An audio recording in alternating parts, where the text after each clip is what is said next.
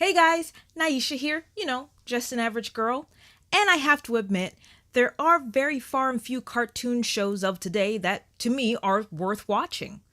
Like Steven Universe, Wonderful World of Gumball, Milo Murphy's Law, and several more. Hands down, I love 2D animation. If it's completely CGI, I make exceptions for movies, but as for TV shows, forget about it. Except for Beast Wars. Anything Transformers related gets a pass. Transformers, robots in disguise. Wage their battle to destroy the evil forces. Even those.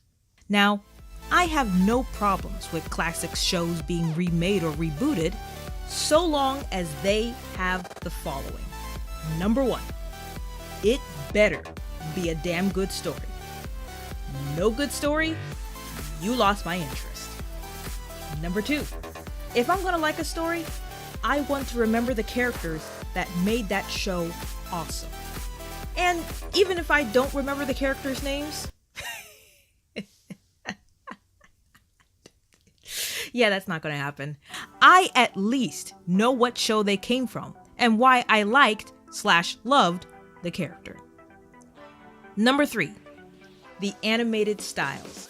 Like I said, I love 2D animation, but I get picky at the style of how it's drawn. I'm not saying that it has to be anime style, although I do love fighting sequences and character reactions, but the same goes for Western animation. Even though majority of it is being done overseas, I love how the characters look when they're surprised or enraged or hell, insane. And when it comes to fighting sequences, the way it's orchestrated, it's like music to my ears. If you were to combine classic music with an action-packed sequence, you know you did it right. With that said, Disney took a big leap in remaking a classic cartoon show, Ducktales. This show not only brings back good memories, but it pays homage to the classic. I was excited when WayForward Technologies brought the voices of the original voice actors in the remastered DuckTales video game in 2013. This show is a step up from the old.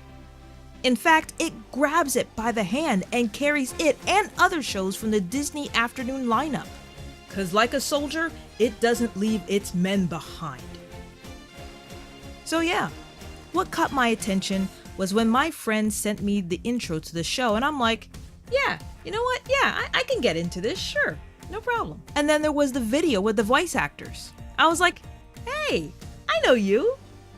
And I know you. Hey, I especially know you. But then my mind was made up when he came. Danger, watch behind you. David Tennant, Scottish born and raised, and the 10th Doctor from Doctor Who. Disney, you have redeemed yourself, and now you have a reason for me to tune in to your station. Other than the shows that have come and gone. Anyway, the story is great because not only does it still have the boys find out that they have a rich uncle, but they add a twist where we search for what happened to their mother, Della Duck. I didn't think about their parents, or I never read the comic book. As a child of the 80s, what was explained to us, we accepted it and moved on without question. And let me tell you, her arc gets deep towards the end of the first season. But I won't spoil that for those who haven't seen it yet. The characters are great, because I didn't mind one voice actor speaking for triplets back then, but they were so much alike there was really no difference. But now these guys not only have a voice, they have a personality to back it up. Huey's responsible and clever, Dewey is the adventurous and daring one, and Bluey is selfish, power-hungry, and loves money. So when Webby asks them, "Who's the evil triplet?" Bluey, you can't help but laugh at this. And they all feed off of each other as who is the oldest to the youngest, like what siblings do. And for once, I like Webby and Mrs. Beakley. They actually have spines and backbones. No offense, Webby and Beakley of the past. And especially when the season finale came and Magic of the Spell was voiced by Catherine Tate, the Doctor's fourth companion, it was like the gang is back again. sort of. As for the animation, from the comic book style to their comedic breakpoints, I've watched this all the way to the season finale and I am thirsty for more. I haven't been this thrilled about a show since the episode of Steven Universe when Rose Quartz was Pink Diamond. For the old schoolers like me, I say give it a chance. You won't regret it.